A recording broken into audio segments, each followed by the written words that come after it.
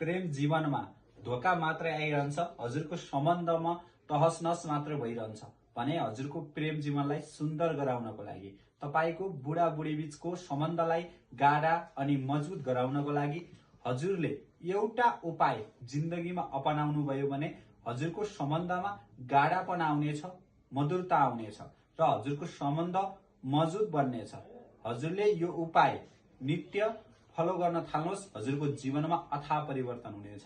हामीहरूसँग ग्रह कुण्डली हेराउनको लागि, परामर्श गर्नको लागि बायोमा फोन नम्बर छ, व्हाट्सएपमा जोइन हुन नभुल्नुहोस् र यो भिडियोलाई सक्दो शेयर गर्न पनि नभुल्नुहोस्। जान्नुहोस् के हो त त्यो उपाय जुन उपायले हजुरको प्रेम जीवन, वैवाहिक जीवन गाढा बनाउनेछ, त्यो जीवन सुन्दर बनाउनेछ।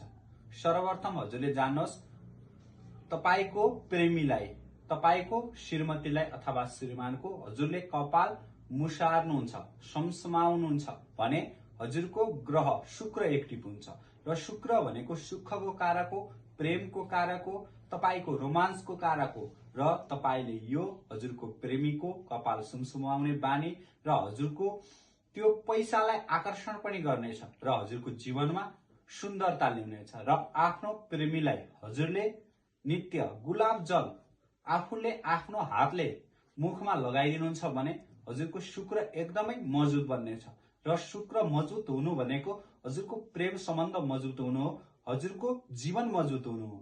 त्यसकारणले हजुरले आफ्नो प्रेमीलाई, आफ्नो प्रेमिकालाई कपाल सुमसुमाउने बानी गर्नुहोस्। हजुर बाहिर निस्किँदै हुनुहुन्छ भने आफ्नो प्रेमीको कपाल सुमसुमाउनुहोस् र प्रेमीको ललाटमा, निधारमा हजुरले चुम्बन गर्ने बानी गर्नुहोस्। यसले हजुरको शुक्र मजबुत हुनेछ र शुक्र मजबुत हुँदा हजुरको जीवनमा प्रेम अथाह रूपमा विकसित हुनेछ र प्रेम एक्टिभ हुनेछ। शुक्र सम्बन्धित प्रेमलाई जीवनमा वृद्धि गराउने गजबको उपाय अपनाएर हेर्नुहोस्, जीवनमा चमत्कार हुनेछ। हरे कृष्ण।